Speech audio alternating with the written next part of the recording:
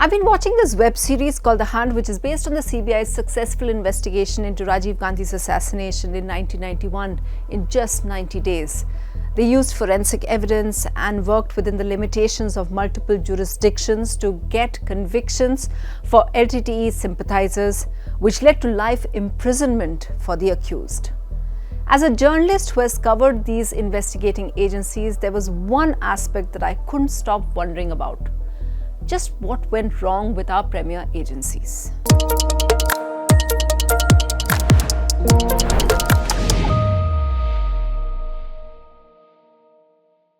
In the last few weeks, we've had a series of very crucial cases thrown out by the courts. In an earlier video, I went into details of the 2006 Mumbai train blast investigation. Then there was the Malegaon blast too.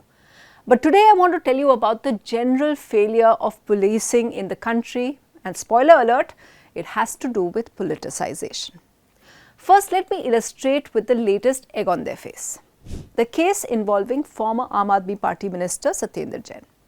The case goes back to the first Narendra Modi government, and towards the end of it, the CBI registered a preliminary inquiry. Now, this is the step which, if you're cynical, you can call a fishing expedition.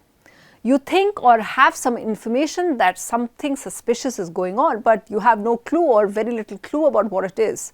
Anyway, the initial case by CBI said that the then Health and Public Works Minister Satyender Jain hired 24 architects for a 2-year PWD contract to help design and build mohalla clinics because the government didn't have in-house expertise.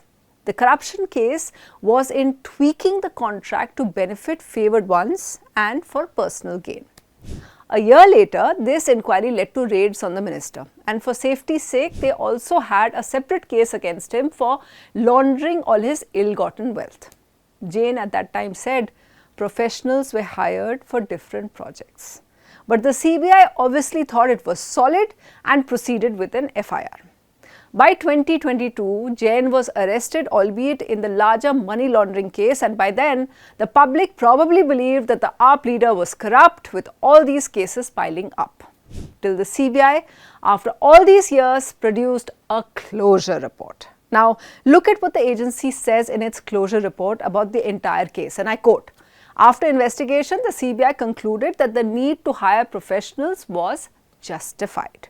The CBI found no irregularities in the selection process. The selection was based on merit and qualification. Therefore, no evidence of corruption, criminal conspiracy, undue favour or personal gain was found, and a closure report is preferred." Unquote. What?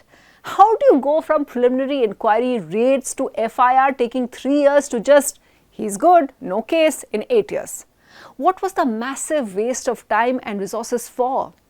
I'm not going into the personal damage because that's a whole other story, and he's a politician. But the thing is, CBI and ED seem to have made a habit out of it. Let's take another opposition leader, Suresh Kalmadi, and the PMLA case against him by ED and corruption case by CBI. Now, this is related to the Commonwealth Games and the award of tenders when Kalmadi was the head of the games, with corruption and money laundering being alleged to the tune of 30 crores. Now, keep in mind that the CWG scam was one of the key factors that the BJP used to come back to power in 2014.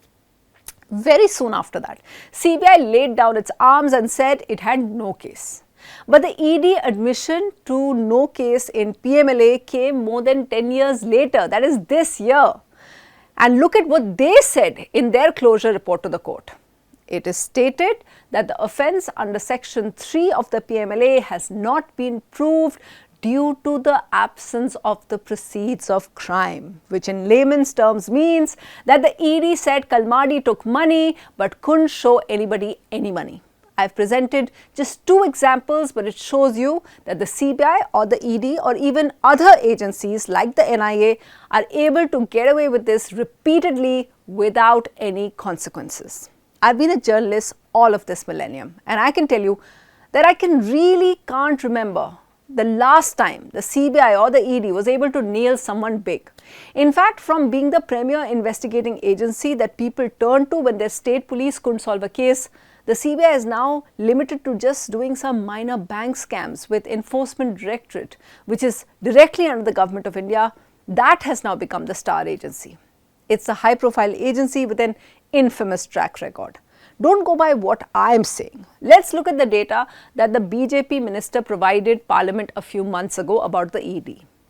The junior finance minister Pankaj Chaudhary said, and I quote, "The Enforcement Directorate has registered 193 cases against politicians, including members of parliament and MLAs in last 10 years, but secured a conviction in only 2 cases. These 2 convictions are against lesser-known Jharkhand ministers Hari Narayan Rai and Anosh Ekka in money laundering probe against the former Chief Minister Madhu Koda.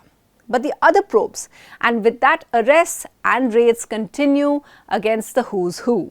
Chidambarams, Baghels, Robert Vadra, DK Shivkumar and all of the AAP leaders like Arvind Kejriwal and Manish Sisodia. We don't know eventually if the courts will uphold these cases, but the ED's own figures till now don't instill confidence. The fact that the ED can arrest even without the basic premise of fear of flight or can continue to deny bail is why many are demanding a review of the Prevention of Money Laundering Act or PMLA. Now, it's over to our Supreme Court judges to decide on that.